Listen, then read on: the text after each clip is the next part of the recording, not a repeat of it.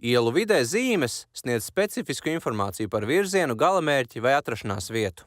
Zīmēm ir ļoti liela nozīme telpas uzturamībai un saprotamībai. Tās var būt norādošas, aizliedzošas, paskaidrojošas, iedvesmojošas, mudinošas vai ieteicošas. Zīmēm jābūt novietotām pārdomātās un labi pārredzamās vietās. To saturam ir jābūt vienkāršam un nepārsātinātam, uztveramam un saprotamam jau no attāluma. Arī reklāmas un afišu stabi var būt informācijas avots par konkrēto vietu un vietas atmosfēras veidotājs.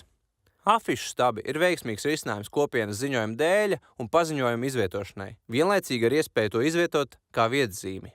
Afišu stabus vēlams novietot vietās, kur periodiski pulcējas cilvēki. Pietura tūmā, bet nepieturās. Uz ielu stūriem, bet neaizsadzot ielas redzamību. Skvēros, bet neaizsadzot ainavu.